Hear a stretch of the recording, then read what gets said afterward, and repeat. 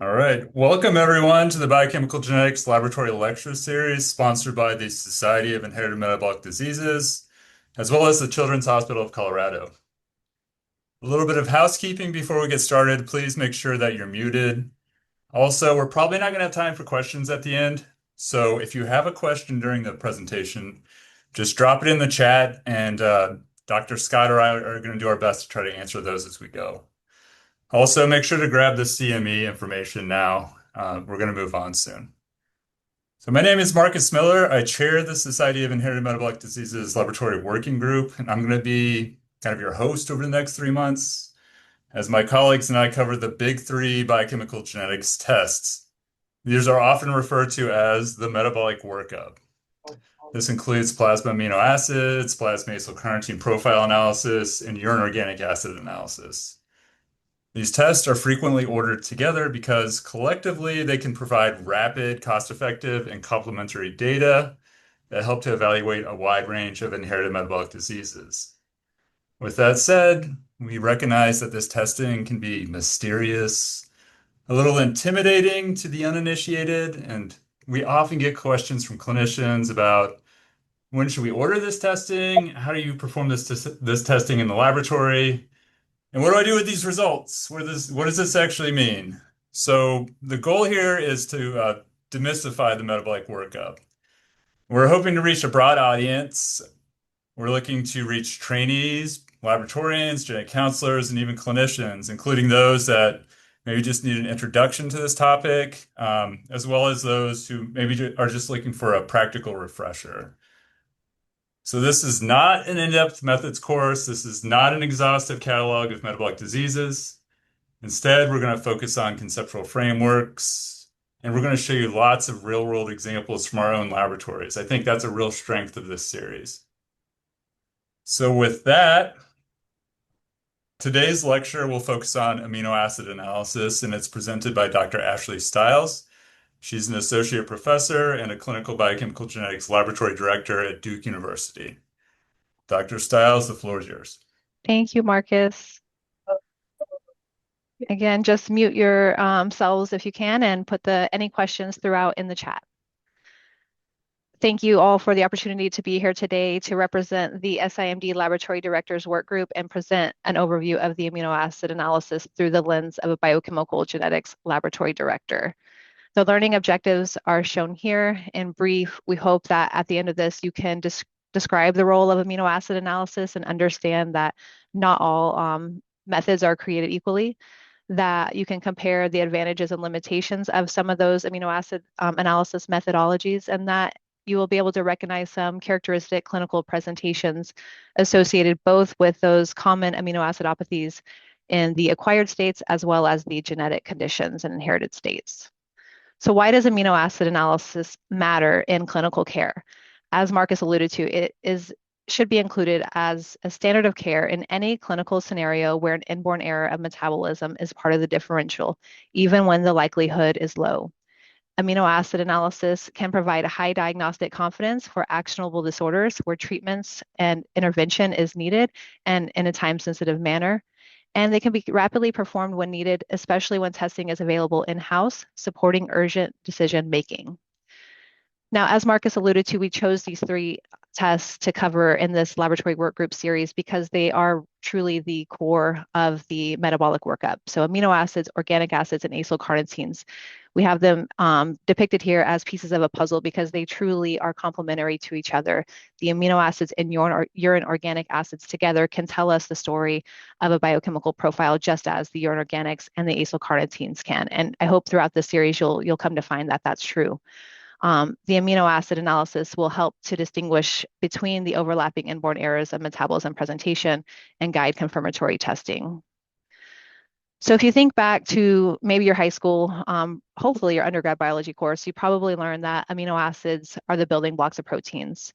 They are essential for protein synthesis, which is critical for growth, repair, and enzyme function. They play key roles in metabolic pathways, neurotransmitter synthesis, and energy production. And in clinical settings, abnormal amino acid levels can indicate an inborn error of metabolism, and they can also serve as sensitive markers of a patient's nutritional status and organ function. Now, amino acids offer unique properties relevant to clinical testing.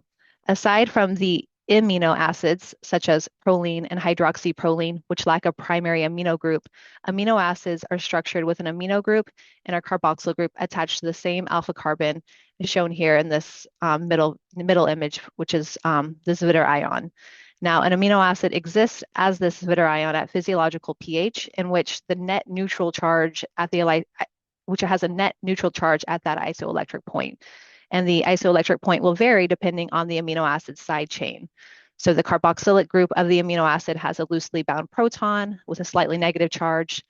And then you have the amino group, which is prone to bind a proton and is positively charged. So depending on that pH, you have, the cation or anion, which makes the amino acid a unique property. And then the side chain diversity, that R group as shown there on the bottom of the alpha carbon, that's what gives the amino acid its unique characteristic. It allows its differences in charge, the polarity, the hydrophobicity, and that will allow us to separate these acids out by HPLC and chromatography. So what does the amino acid chromatograph look like? This is a classic ion exchange chromatograph in which we have the time on the x-axis and with retention time in which the amino acid elutes from the column, the peak intensity on the y-axis, and we have elution of the acidic amino acids followed by those with a more neutral side chain, and then ending with the basic amino acids such as arginine there.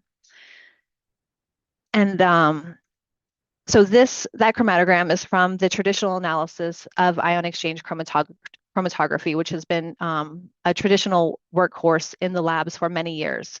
It's robust as a linear method, utilizes post-column derivatization with ninhydrin and spectrophotometric detection.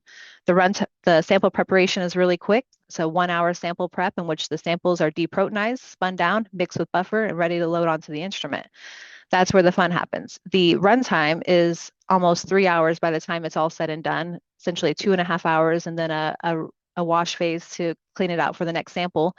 And that long runtime actually makes it more difficult to provide rapid results in a timely manner.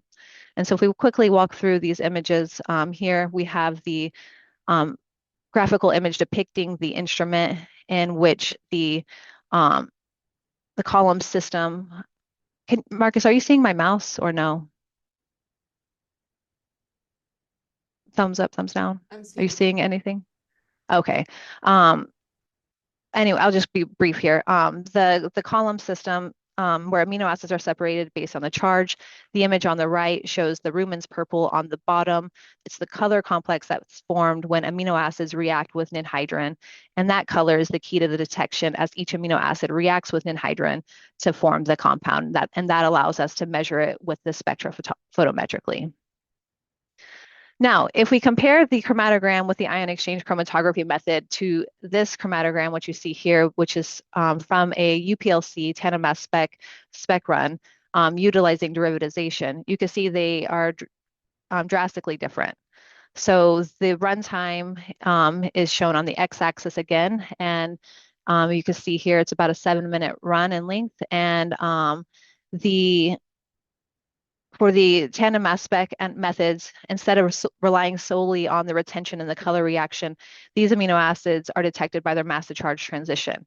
And so visually, the chromatogram becomes denser, it becomes more compact because we have shorter run times and sharper, narrower peaks with multiple traces for the same analyte.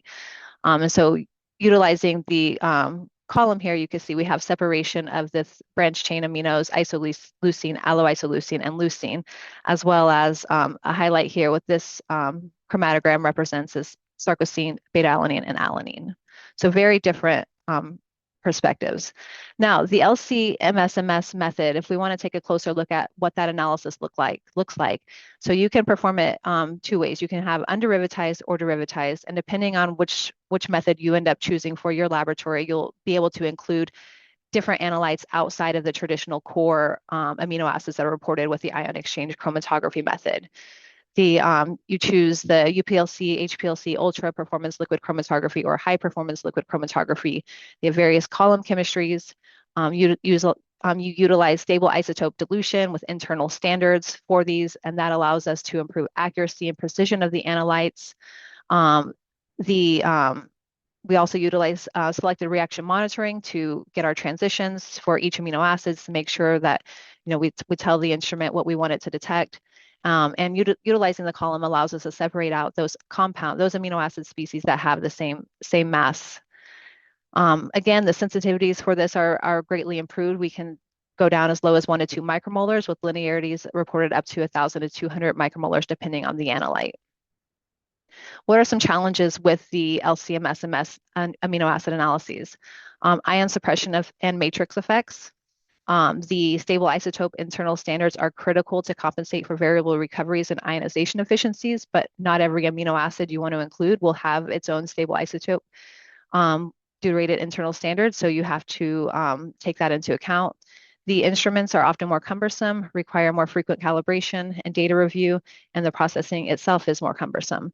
And then the cost of a tandem mass spec alone can, depending on how well your institution can negotiate, is upwards of $250,000, as well as instrument maintenance plans and preventative maintenance that you need to take into account.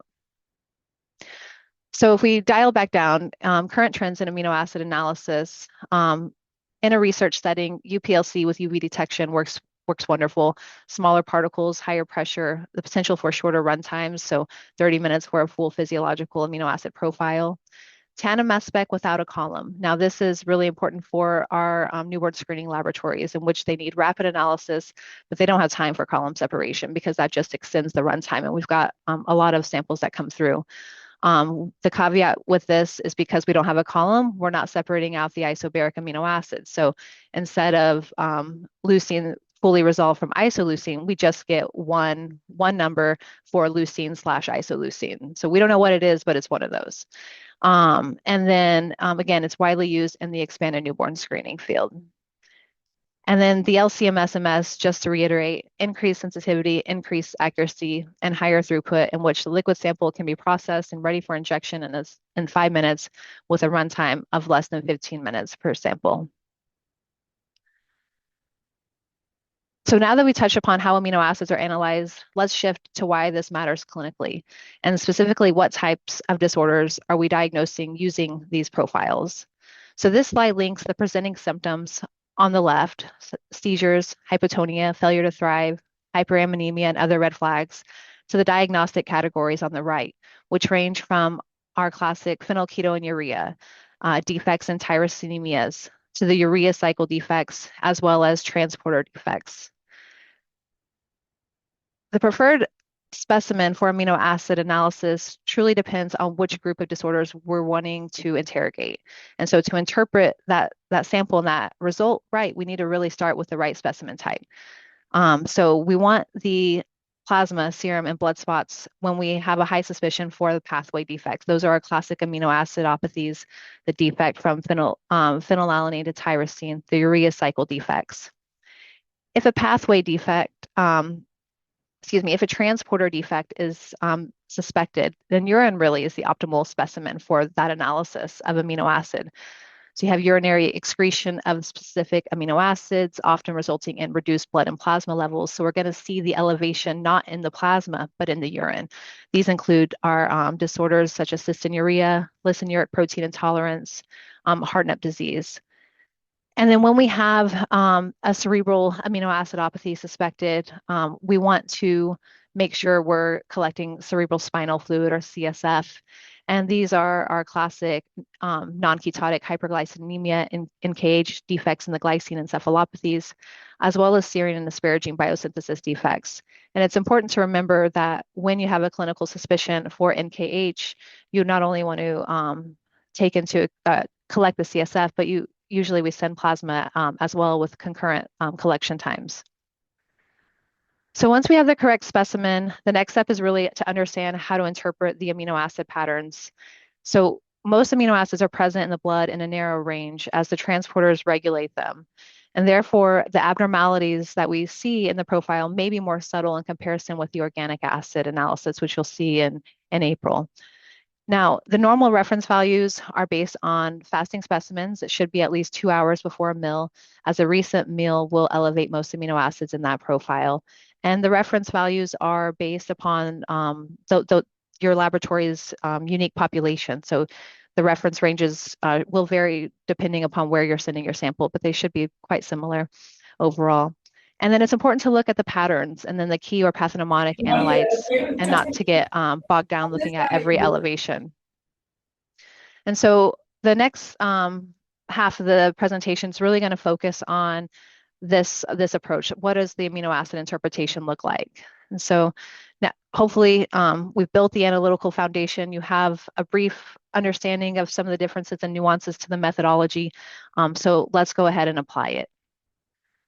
So we're going to walk through several case presentations. These are all samples that came to Duke for testing, aside from one, and I'll go over that.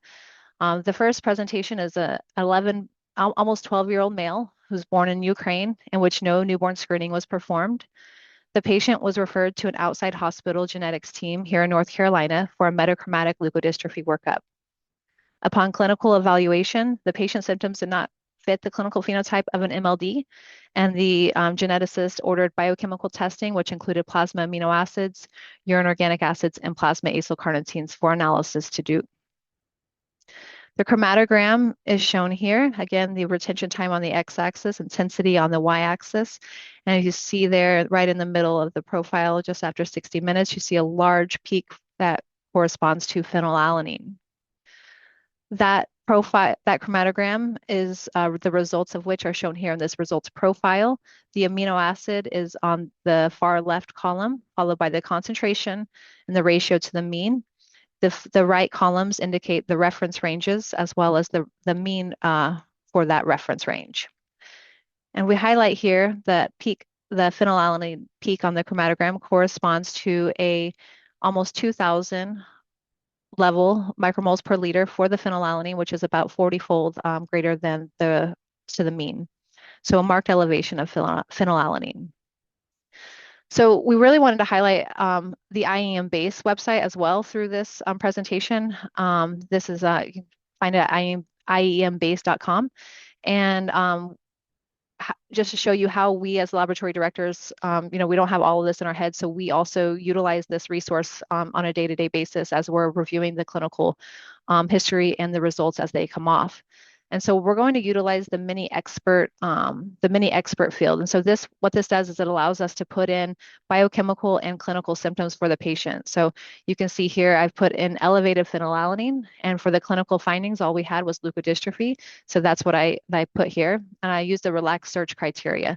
So with these two signs and symptoms for this patient, once I search it, I have a list of differentials, and you can see the top hit there with rank is phenylalanine hydroxylase deficiency, as well as other biopterin defects, which also give elevated phenylalanine. So if we look at the pathway here, phenylalanine converts to tyrosine with the enzyme phenylalanine hydroxylase shown there, and then the biopterin defects are shown over on the left hand of the screen. And so this patient in the urine, the plasma aminos had the elevated phenylalanine. Tyrosine was not low, at least it did not flag low. And the urine organics also showed some of those phenylacetyl, phenylpyruvate, and phenolactic groups up at the top. The results interpretation for that profile is shown here. So plasma amino acid profile shows a marked elevation of phenylalanine with a marked increase in the phenylalanine to tyrosine ratio. So the normal reference range for the ratio is less than 3. The ratio for this patient was 27. So this result is consistent with phenylalanine hydroxylase deficiency, classic PKU. And as we had the urine coming off with those results, we were able to state in the interpretation that this result correlates with the findings from that profile. And then we heard back from the ordering provider that the exome sequencing confirmed the diagnosis, the biochemical diagnosis of PKU for this patient. So next we have a 27-year-old male who was born in North Carolina in the late 1980s.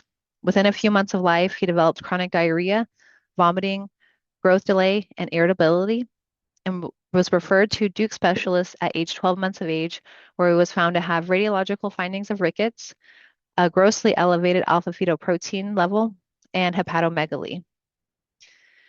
The metabolic triad was sent with ACPs, organic acids, and amino acids, and the results chromatogram is shown here with an elevated peak correlating to tyrosine. If we look at the results profile, the tyrosine is elevated 14-fold that of the mean. The normal reference range is 34 to 112, and the tyrosine level is just over 1,000. Using the mini expert query again on IEM-based differential, we have elevations of tyrosine and alpha-fetoprotein in the clinical findings as described on the prior slide. The number one disorder in the differential is fumarate acetoacetate deficiency. If we look at the pathway to see where this is, it's in the tyrosine pathway, again, downstream of phenylalanine, and the conversion of fumarate acetoacetate to fumarate and acetoacetate. This is type 1 tyrosinemia.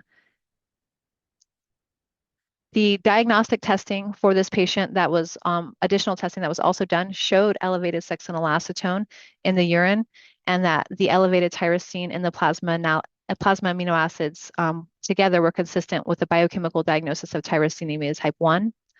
Molecular testing did confirm the diagnosis with homozygous pathogenic variants in the FAH gene. And the treatment initiation was started with NTBC or nitisinone, as well as a low protein diet. And you can see with the red arrow up top, it's NTBC inhibits the 4-hydroxyphenylpyruvate dioxygenase and essentially converts that tyrosinemia type 1 to the upstream tyrosinemia. And so that continued, this sample was actually from not the diagnostic sample, but one in which we were monitoring this patient who is now on NTBC with a low protein diet, which is why the tyrosine level is so high. So again, the interpretation for this would be the plasma amino acid profile shows a marked elevation of tyrosine, and we are monitoring this known patient with tyrosinemia type 1 because the type 1 tyrosinemia gets converted to a biochemical profile of type 3 with the treatment of nitisinone. The next patient is a 12-day-old male who was transferred from an outside hospital to the Duke PICU with an abnormal newborn screen. We have an elevated leucine, isoleucine peak. We have an elevated valine, and we have an elevated leucine to phenylalanine ratio.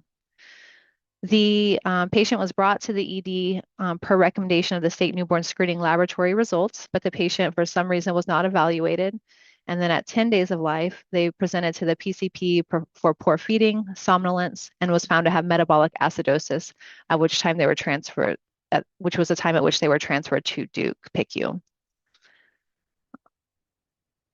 The results chromatogram are shown here, a different instrument, so a slightly different chromatogram, but again, the retention time in minutes on the x-axis with the peak intensity on the y-axis.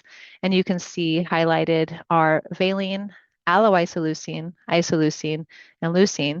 And you should only ever see alloisoleucine levels with a leucine like that in one disorder. And so the results profile is shown here. We see gross elevations of leucine, alloisoleucine, and then moderate elevations of the valine and isoleucine. The IAM-based differential, again, using the mini expert query, I put all of the abnormal elevations of the branch chain amino acids as well as allo, the anion gap, and the clinical findings as described on the prior slide. And the top hits here are the branch chain keto dehydrogenase related genes or maple syrup urine disorder. So this is a defect in the catabolism of valine, isoleucine, and leucine. All branch chains are affected here with this gene, and you can see the alloisoleucine is actually created there in the middle with the isoleucine from the 2-oxo-3-methylvalerate, which converts with the aminotransferase into alloleucine, which we can pick up on the amino acid chromatogram. And so this patient profile is shown here. This is an example of one of the branch chain amino acid disturbances. Shows a gross elevation of leucine with marked elevations of allo, valine, and isoleucine. And then alanine and several other values are low. This profile is consistent with a biochemical diagnosis of maple syrup urine disease. We often see low alanine in profiles of patients with maple syrup urine disease when they are decompensated. So this fits that clinical picture. Next patient is a 56-hour-old full-term male who presents to the ED for respiratory distress, which included shallow, rapid breathing and lethargy. He was not wanting to wake up to feed per mom's reports. The laboratory investigations showed respiratory alkalosis this time with a high pH, low PO2 and low PCO2, as well as a base excess of minus 2.8. The ammonia was markedly elevated at over 1,000, and they were noted to have coagulopathy defects and it was noted that the liver function tests were normal. So the metabolic testing was sent, which included the urine organic acids and plasma amino acids. The chromatogram is shown here, and we have an elevation of a peak called argininosuccinic acid. The results profile is shown here, and we see, in addition to the argininosuccinic acid peak elevation, we also see a marked elevation of citrulline with a moderate elevation of glutamine. So what do those findings mean? If we put it all together with a clinical presentation and those findings, we have a hit for the differential of argininosuccinic lyase deficiency.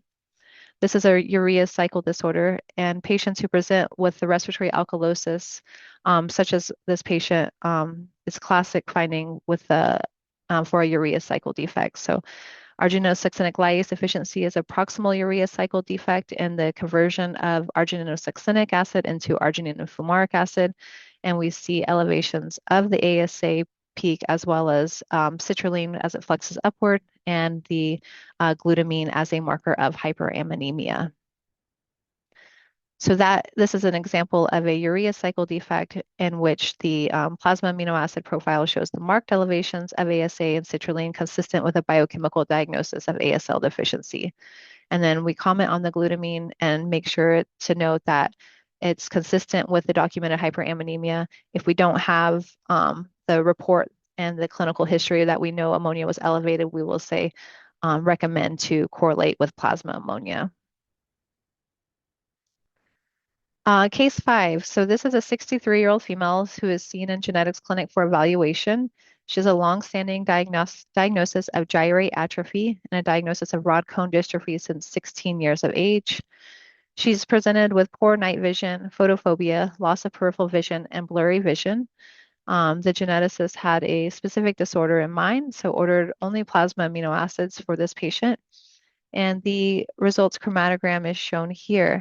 And you can see very little peak elevations aside from one, which is ornithine. And that ornithine level is about six-fold that of the mean elevated. The upper limit is 195 micromoles per liter, and the concentration was just over 750. Using the IEM-based differential and the mini expert query, elevated ornithine together with those clinical findings, it has a top hit of ornithine aminotransferase deficiency, and that defect is shown here in the failure to convert ornithine into pyrroline 5-carboxylate. So we see marked elevations of ornithine in the plasma, which correlates with the clinical findings. I wanted to show this profile as you can get more creative and you can actually put OMIM and MIM numbers, and we always try whenever we don't know if the gene sequencing or targeted gene sequencing has been done to recommend molecular analysis and then continued monitoring of plasma amino acids as they would likely implement a low protein diet for these patients. So our next presentation is a term newborn male who had a normal pregnancy and delivery with mild respiratory distress, mild hypotonia noted upon neurological examination. On day 4 of life, the patient required intubation for respiratory failure, was mostly sleeping with minimal responsiveness on the neurological examination as noted. On day 5 of life, the EEG report noted subclinical and clinical seizures. The patient was unresponsive to phenobarbital. The ammonia was normal. They were still awaiting the newborn screen result, but come to find out the newborn screen was not actually collected at the birth hospital. And so then genetics at an outside hospital who was consulted recommended stat amino acid analysis to Duke as well as whole genome sequencing. So I'm going to show two different results, chromatograms and results profile. The first is the plasma sample shown here, in which we have an elevated glycine peak. That peak corresponds to a concentration of just over 1150 micromoles per liter with the upper limit of the reference range at 740, so almost a 2.5-fold elevation. Now the CSF corresponding sample is shown here, in which we also see the elevated glycine peak, and this time over a 20-fold elevation of glycine in comparison to the mean reference. So glycine in the CSF and plasma is elevated. When we see that, we also make sure we calculate the ratio of those two. That was also elevated. We added the clinical symptoms, and the top hits in this differential are those associated with non-ketotic hyperglyceminemia due to the glycine cleavage defects.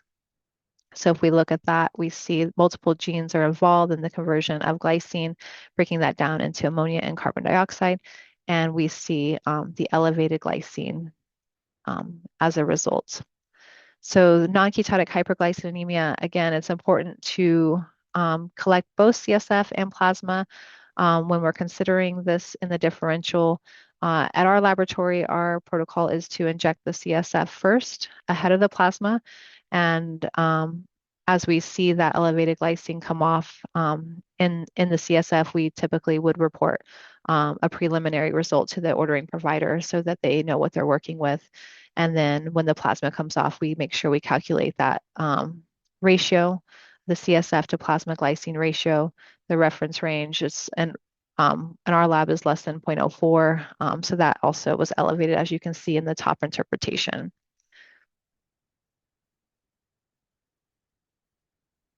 The next presentation is from an Asian Indian male with normal growth and development for the first 2 years of life. Around 3 years of age, he developed a food intolerance, which included vomiting and altered mental status, and is found to have hyperammonemia during these episodes associating with the altered mental status, and was found to have erotic aciduria. At age 9, the patient had OTC targeted gene sequencing sent for analysis, which was negative. And then plasma amino acid analysis was sent for testing as well, which included some mild elevations, including glycine, serine, proline, and glutamine, but nothing in a diagnostic pattern or profile. However, it was the urine amino acid analysis which really revealed the diagnosis for this patient. We see here this urine chromatogram. We see marked elevations of ornithine, lysine, and arginine, and those correlate here with these numbers. So the arginine was over 50-fold elevated compared to the mean. The lysine was almost 20-fold elevated, and ornithine was 10-fold elevated. So given these findings, we add that to our mini expert query in the IEM-based differential. I also added the orotic acid as that was a consistent, persistent finding. The top differential for this patient, according to the amino acid results in the clinical findings that we were informed, is lissanuric protein intolerance.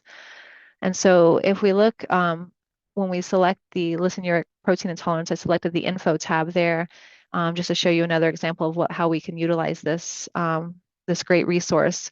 And what you see is that the amino acids, respective amino acids is shown with the P or U in parentheses. The P corresponds to plasma, the U with the urine. And we see the equivalent, the number of arrows corresponding to the degree of elevation. So lysine's greatly elevated with arginine and ornithine. These are our dibasic amino acids. If you note down below in the white rows with arginine, lysine, and ornithine there in plasma, those are typically low or normal in the plasma. Again, that's why I said that. I think I made the comment earlier that urine is really the best specimen when we are suspecting a transporter defect because the levels in plasma are non-revealing. So this is a great example of a transport defect, a classic pattern with the OLA for lysinuric protein intolerance. The urine amino acid profile shows moderate to marked elevations of those three amino acids, ornithine, lysine, and arginine, consistent with the diagnosis. We also see some cysteine and citrulline elevations. This is a known patient on treatment with lisinouric protein intolerance. And we did have in the notes the untreated baseline urine lysine concentration, which measured well over the 10,000 nanomole per mega creatinine mark. Now, the last clinical presentation for inherited disorders is actually one of Dr. Marcus Miller's patients who presented at Indiana University. This is a 30-year-old with Lennox-Gastaut syndrome, autism, intellectual disability, and seizures. And then the metabolic testing was requested, which included the plasma amino acids to his laboratory. The report looks a little different, so we'll walk you through it real quick, but this is quantitative amino acids done by LCMS-MS. The classic amino acids are shown here, which from alanine, arginine, glutamine, glycine to tyrosine and valine on the right columns. They're in alphabetical order. And two things you should that you're maybe drawing your eyes to are the presence of these two compounds, creatine and guanidino acetate. They're flagged, so that should immediately draw your attention to it. But one thing to note is that these were not included in any of the reports that I've just presented, as well as some of the others on the right, including pipicolate. Um, so this, and so what does this look like? So we have high guanidino acetate for this patient with low creatine, excuse me. And if we look at the LCMS-MS amino acid profile, so we're no longer looking at one long extended chromatogram, but we're looking at the specific peaks. So this is the guanidino acetate peaks. So the upper panel shows the primary quantifier transition ions. The middle panel shows our confirmatory qualifier transition ions, and the bottom panel is the internal, the isotopically labeled internal standard that's used for the quantitation of this amino acid. So using the mini expert query with elevated guanidino acetate, low creatine, and the clinical findings as described, the top differential for this patient is guanidino acetate methyltransferase deficiency, or GAMT. This is,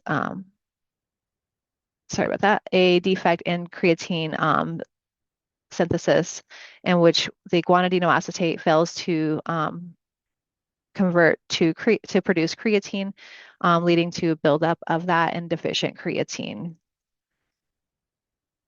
The plasma amino the interpretation for this in my writing looks something like this. We have a marked elevation of guanidino acetate with low creatine, and these findings are consistent with a biochemical diagnosis of GAMP deficiency.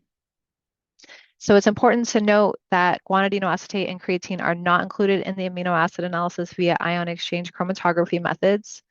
And then the LCMS-MS amino acid analysis with derivatization would also not include these two compounds, as they are not amenable to derivatization. So it's just really, really important. Again, I say it time and time again, know your testing laboratory, know which methods they're using and what's included in the report and what's not. And if you need to send to a different laboratory due to a different, clinical suspicion, make sure you get approval for that. So we've gone through several examples from inherited classic metabolic conditions. Now let's go through some of the more common amino acid profiles that we probably get on a day-to-day basis. And these are just examples of from acquired cases. So just secondary amino acid abnormalities. Because not all amino acid abnormalities observed are going to be due to an inborn error of metabolism. These are rare disorders. We see them, but it's just important to take into account the patient's nutritional and dietary history, because amino acids are sensitive to postprandial changes, prolonged fasting, and malnutrition or severe caloric insufficiency. The amino acid profile will also reflect the metabolic state of the patient and what medications they're taking. We will see evidence of hyperammonemia. We will see evidence of lactic acidosis. We can see when patients are potentially on valproate therapy or IVIG administration, and these are based on the patterns that we see. And we also have clinicals have a suspicion of when the organs are not working well, whether it's due to liver immaturity just due to the newborn stage, or is it truly like a hepatic impairment or renal dysfunction? And then we also can see artifactual changes from pre-analytical issues. So whether the specimen was not handled properly, whether due to inappropriate storage and shipping temperatures, the specimen naturally degraded, or the specimen was hemolyzed, so we had delayed centrifugation, and that can also give us a different metabolic or a different amino acid pattern. So non-fasting specimens often show elevations that mimic metabolic disorders, but are physiologic and diet related. And so two very common causes of elevations that we see non-random with random elevations that we see are due to whey-containing formula and TPN infusions. The elevated threonine along with generalized elevations of other amino acids in a non-specific pattern suggest the whey-containing formula. And then TPN solutions on the right often contain balanced amino acid mixtures that produce a global elevation of all plasma amino acid profiles and of all amino acid analytes. And even within that TPN pattern, we may also see underlying patterns of lactic acidosis, maybe hyperammonemia as well, and hepatocellular immaturity.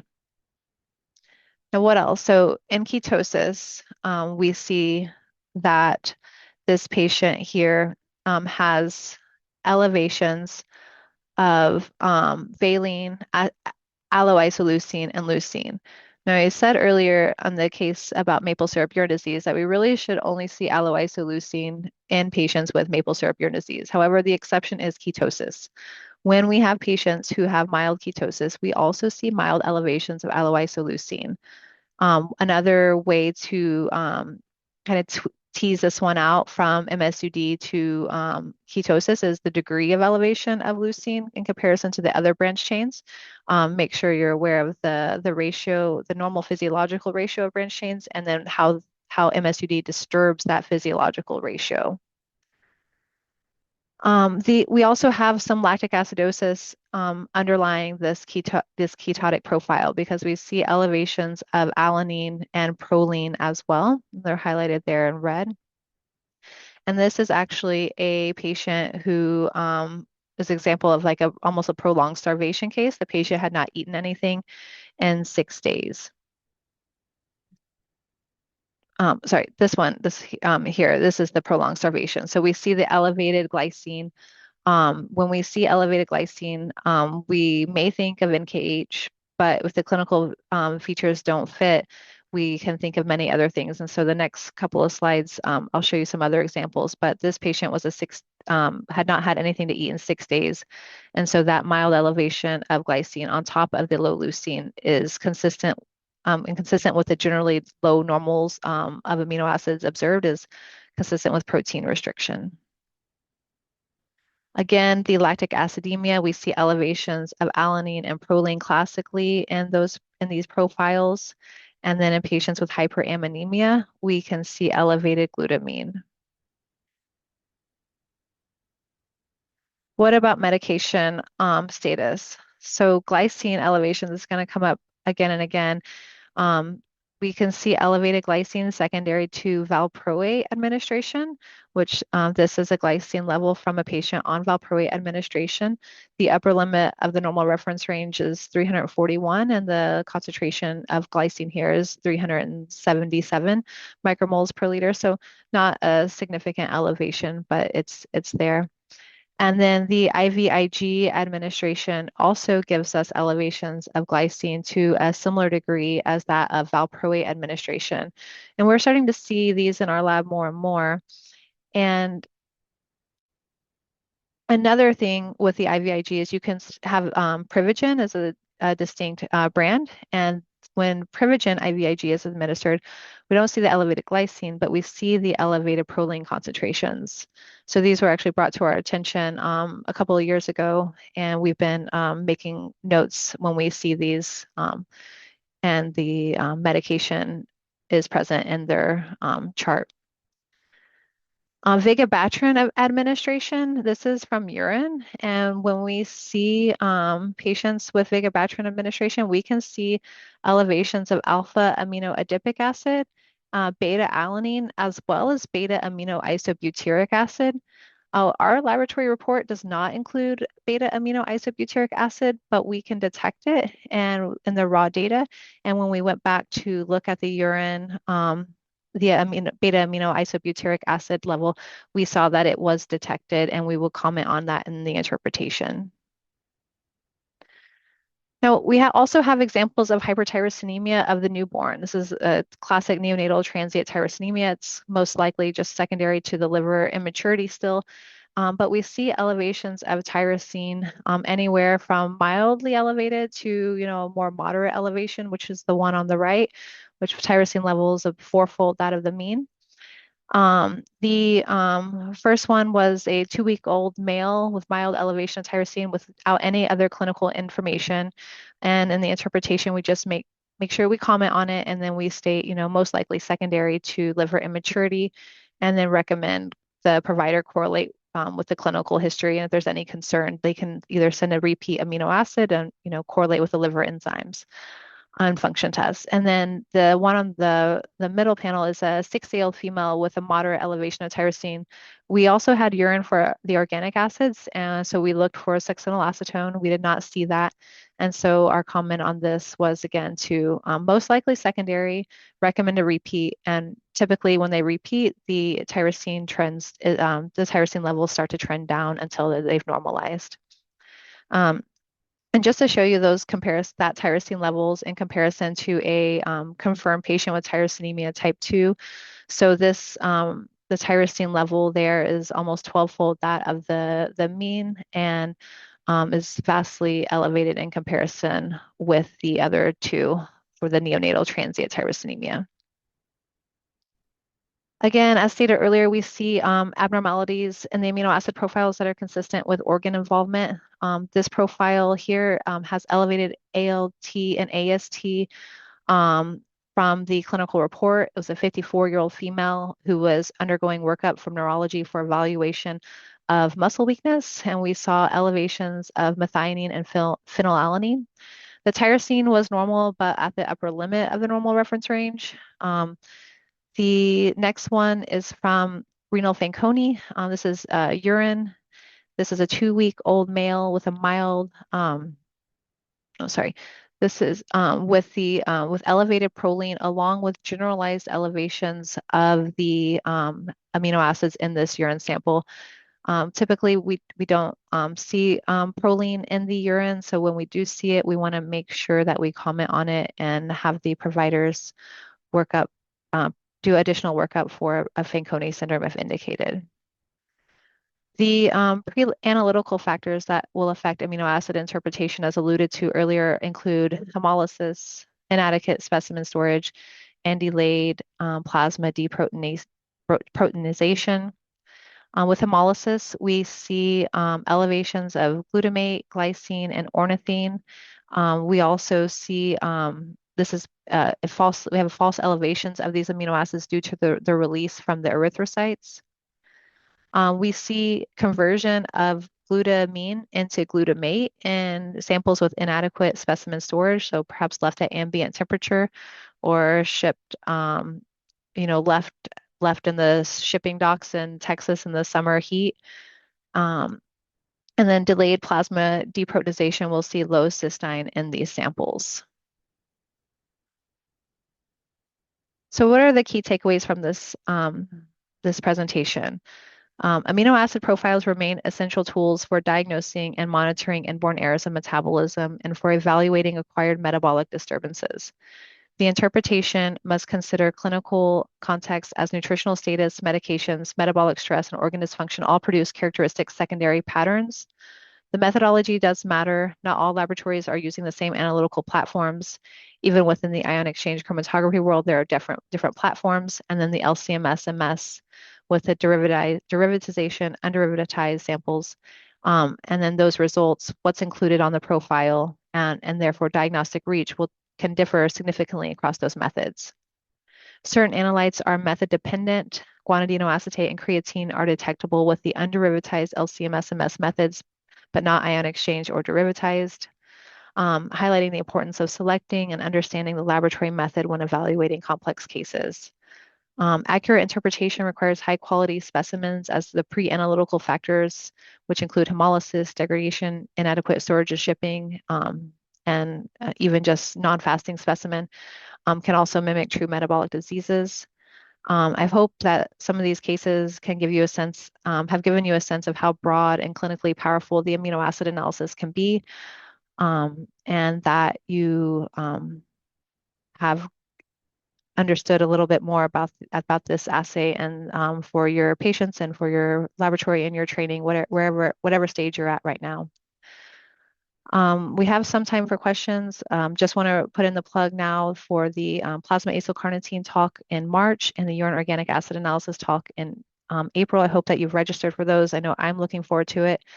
I'm going to close in the slideshow and then go